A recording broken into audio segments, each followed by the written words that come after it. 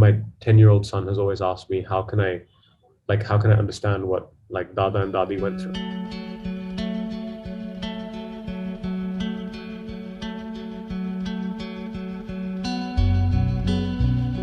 Hi all, Silesh Ram, AsianCultureVulture.com. Thanks for joining me.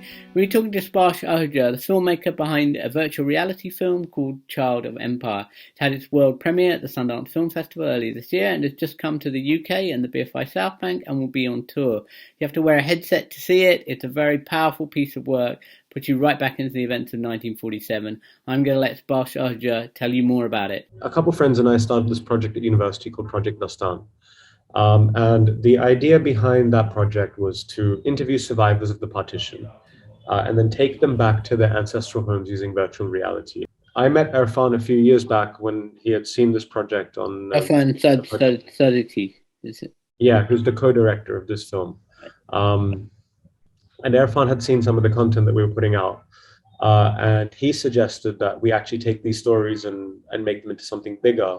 Then that shifted to Child of Empire, which is an animated journey through the partition from a first-hand perspective. And we've taken 2 Hindu stories and 1 Muslim story.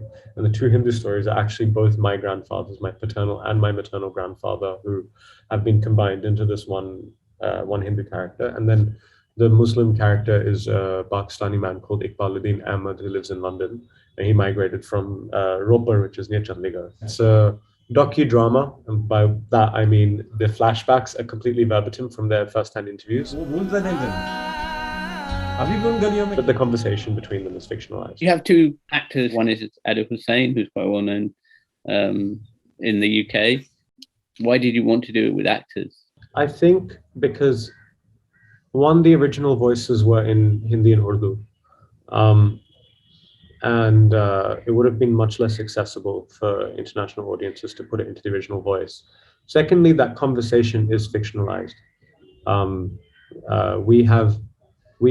We have interviewed both of these men for multiple times, and a lot of that conversation is things that they've said to us, and then things that we guess they'd say if they were prompted to speak in a particular way. Especially with like my grandfather, I know how he would kind of respond to questions like that, or and Iqbal, like Sabia, interviewed him in depth, and we've had this kind of ongoing relationship where we connected him to his best friend's wife back in Chandigarh, and so it's a story we've been following for a few years. And so that required voice acting because it, like, a lot of it is translated also. And then the other thing is that while a lot of these experiences are what, say, my grandparents went through or what Iqbal went through, like, because of how immersive VR is, and it's not something like which is easily recognized in the 2D version, but we have to self-censor also, so we don't traumatize audiences when we're working in that sphere.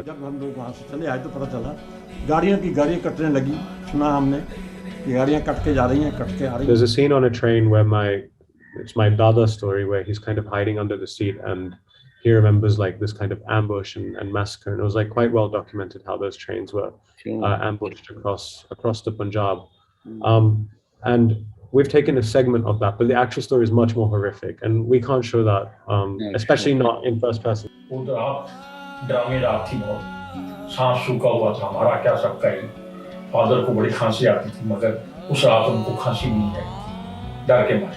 You had a very personal connection to partition and that whole story. All of my family came from West Punjab. And if you think like, I was born in Delhi and my parents were born in Delhi, but our family history doesn't really track back there. We can't really say we're from Delhi. I mean, it starts with my grandfather. And then even my nani, who was born in independent India in Himachal Pradesh near Shimla, her family also came from West Punjab before the partition. So it's basically like, the whole family was displaced, and we heard these stories growing up. So I've always wanted to show my grandfather his old village, and like in researching that story and also like traveling eventually to Pakistan to find that village, we realized there's like a lot more to the story than just showing my nana. You went to that village in what is in Pakistan now, and how was that experience? It was incredible. I mean, I met the family that like saved my grandfather's life. during the riots, and like for the family members on each side, we put them on touch over the phone. It was like kind of like, you know, reconciliation and kind of reconnection. I was like 75 years ago, obviously all of this happening. And so quite emotional for my family and I finally showed my grandfather, like he was the first person we interviewed and he's the last to have seen his village, because we'd just been, in the meantime, like 30 other people had sent us their stories and we were tracking those. So it's like kind of a way of healing my family's own generational trauma, this project.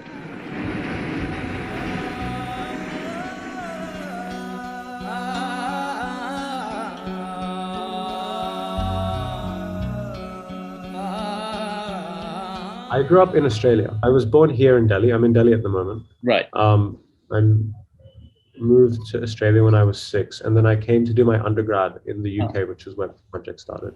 I'll be coming back to the UK when the film will launch, and also South Asian Heritage Month will kick off, and hopefully be there to kind of take it around a few of the museums that we have lined up.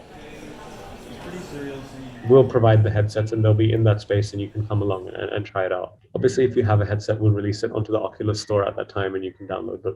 We're talking about a very niche audience there, which I hope changes because it's really a fantastic medium.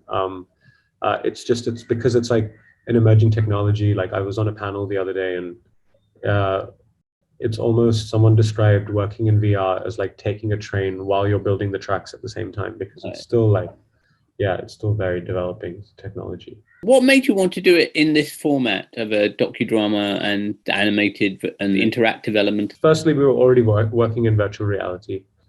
In virtual reality, which you can, one, truly immerse someone in that story as if they're inside it. But more importantly, you can give perspectives that reality can't mirror. So we have a scene where a person is levitating over the Radcliffe line so they can actually see it being torn apart. The decision to kind of take those two stories and put them into one fictional conversation was actually our writer, Omi Gupta. We were at the point where we had actually, Erfan, myself, and the rest of the team had interviewed a lot of people. And so we knew the general gist of what the story was going to be. Like we wanted to go through a migration journey where you actually couldn't tell whether you were in a Hindu story or Muslim story. But to put that together in such a poetic manner, it's all Omi. He's really kind of taken those stories and run with it. And I think what's beautiful about both these stories is that they were both saved by members of the other religion, which they kind of talk about halfway through the film. It does provide like a nuanced perspective on how that conflict really played out.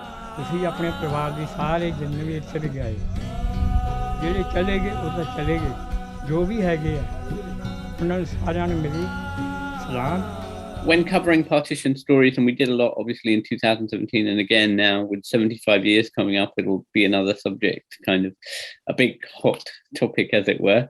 But how did you find the kind of, some people still don't want to talk about it, some people just ignore it, and some people think, well, that's well in the past and we need to focus about the future. And no one really had done partition and VR together. But we had people who had independently worked on both of those sides, and like we built a coalition of advisors that really led us through that, so that we wouldn't re-traumatize people or bring back some of that PTSD is what it is.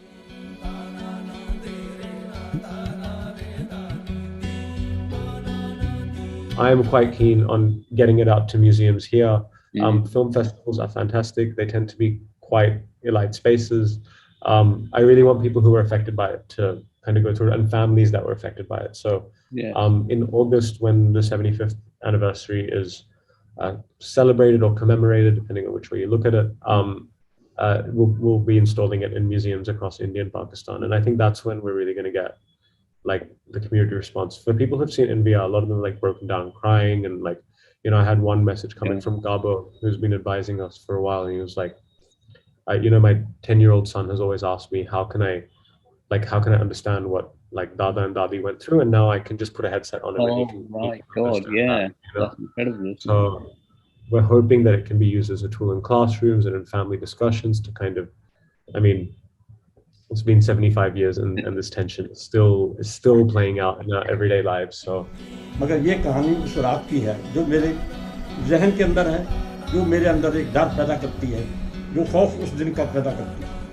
I want to share my grandfather's story and the story of this man who migrated from Chandigarh, and like that might have political implications that don't fit with the current state narratives of India and Pakistan, but in no way do I want to like cheapen or dismiss the lived experiences of these individuals to suit any political narrative. So any kind of implications on, the Hindutva in India and like the treatment of minorities in Pakistan at the moment, I think people are free to make those inferences as they see fit.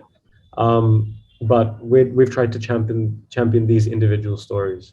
That being said, I think and I'm speaking as Sparsh and not as the filmmaker on Child of Empire. Sure. But just personally, I find it very hard to reconcile the fact that Muslims saved my grandfather's life with the fact that my family supports Hindutva politics today. I see that as a completely contradictory position. And I think that's why it is important to look back at our past and look back at a heritage where those lines weren't as crystallized and as defined, and look back at why that religious identity became so polarized. Well, it was great talking about this, Sparsh. Thanks for joining us today.